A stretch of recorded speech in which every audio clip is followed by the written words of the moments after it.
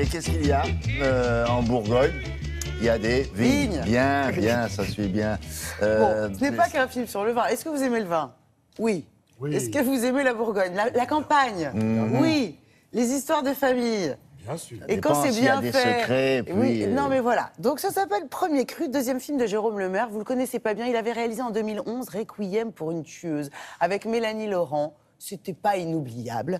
Là, il change de registre et c'est tant mieux parce que c'est joliment réussi. Il pose ses caméras dans la vigne bourguignonne et nous offre une histoire de famille sur fond de vendanges et de rapports père-fils. Le père, c'est Gérard Lanvin. Il est viticulteur.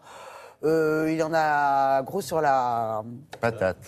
la cabessa, enfin comme En général, on dit patate, mais Oui, vous c'est pouvez vrai, changer de j'avais envie légumes. de changer, on est Gros lundi. sur le, Non, parce sur le que- poivron, le concombre, oui. À propos de grappes, j'aime bien dans le film, ils disent les emmerdes, c'est comme le raisin, ça vient en grappe. Vous voyez, il y a des... Bon, donc je reviens sur l'histoire du film. Gérard Lanvin, un peu au bout du rouleau, puisque son exploitation viticole est au bord de la faillite. Et puis, il a un fils qui vit à Paris, Jalil Lesper, œnologue très réputé, auteur d'un guide. Un peu le fils prodigue, vous voyez, il y a le père qui fait du vin et le fils qui note le vin. Mais le fils, il ne sait pas comment on fait du vin. Pour aider son père, il va revenir en Bourgogne. Voilà, le film raconte l'histoire du rapport de ces deux-là qui se sont éloignés et surtout, comment c'est compliqué et dur de fabriquer un grand vin. Voilà, ça nous fait penser un peu au film de Jean Becker. Il n'y a pas que Jean Becker, il faudrait qu'il y en ait des petits nouveaux. Pourquoi pas celui-ci, qui peuvent nous faire des jolis films simples où la nature est omniprésente, presque le personnage principal même. Il y a du beau monde, vous allez voir, nous avons rencontré Gérard Lanvin.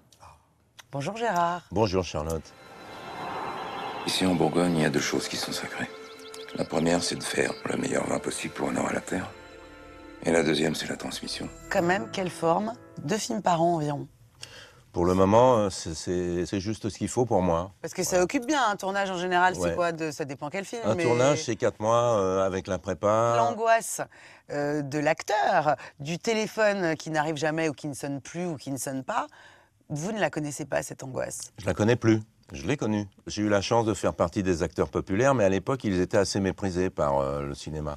Par un certain Voilà. cinéma. Maintenant, ouais. ils ont besoin de nous, ils viennent nous chercher. D'accord. Et moi, je fais du cinéma grâce au public qui est resté fidèle Bien sûr. à l'amitié qu'il a pour moi. Je le remercie, à l'affection qu'on a ensemble sur les films qui ont pu les distraire. Tu fais quoi?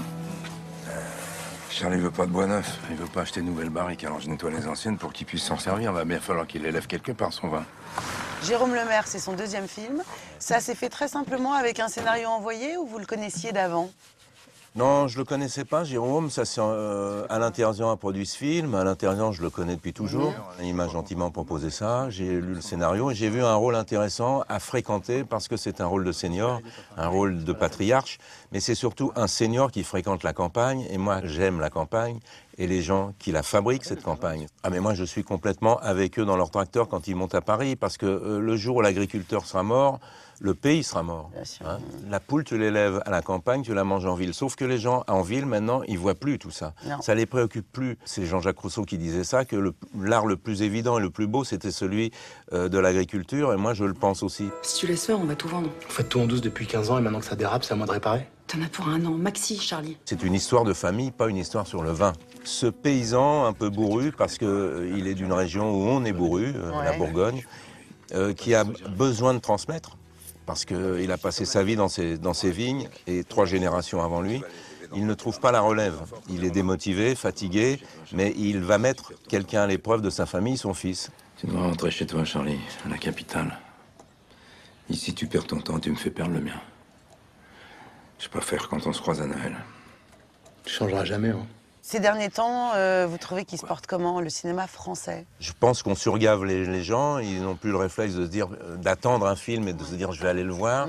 D'ailleurs, un film, il reste 1 semaine en salle aujourd'hui s'il n'a pas les entrées qu'il faut dès le départ. Avant, il y avait une progression dans les entrées. Le bouche-oreille, ça s'appelait. Bien sûr.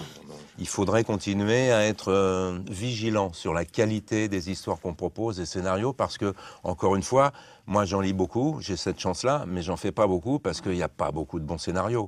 Et en même temps, les films se font quand même. Donc il y a un moment où il ne faudrait pas faire trop de bêtises pour désespérer les gens d'avoir un cinéma français qui ne veut plus rien dire. Merci beaucoup Gérard. Merci à vous.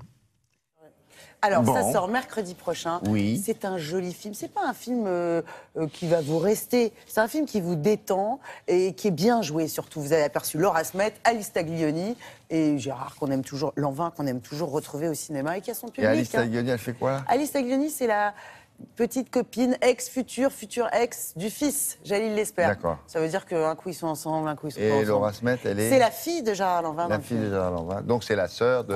Jalil. Ça y est, j'ai Ça toute y la est. famille. Merci beaucoup. On va passer à la météo maintenant avec Patricia Charbonnier.